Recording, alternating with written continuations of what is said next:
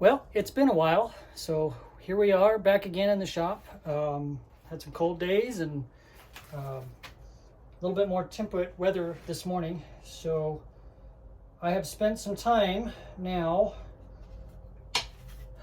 thinning. So we are at the correct thickness now with our body pieces. There was a short time there where I was actually thinking that I would probably substitute in some flame maple and use this flame maple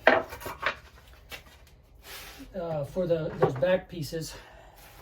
And I think my only redeeming quality is that I can spend time to think every once in a while. So I thought about it and finally thought up a way for me to get these thin.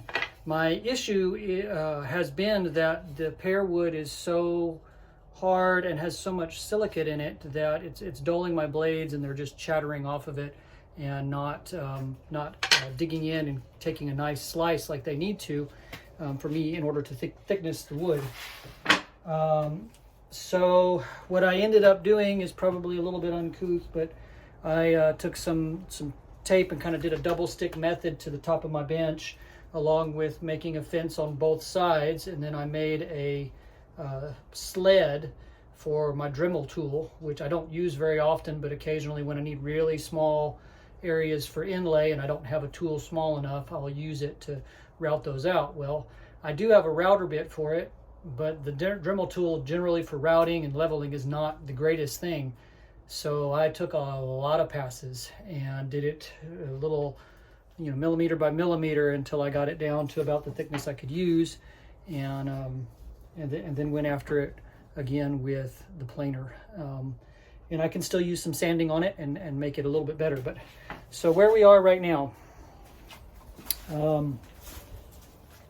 I've got my body pieces pretty much ready. I've got a little bit of shaping to do in those to kind of get rid of some of the roughness on them. And then I've got my body pieces here that are now to thickness. And so when I set my body slabs together, they are at, they're exactly where I need to be here, which is slightly lower than this portion here.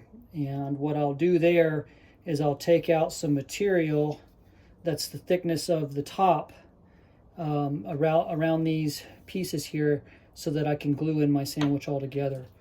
I'm also thinking that to attach these pieces to the sides, that maybe that butt joint probably isn't the best idea. I don't think it's going to be a problem, because when you put the top pieces on there, you've got this really nice sandwich that's going to keep it together. But I'm thinking that I might cut in some little hardwood pieces to go sideways.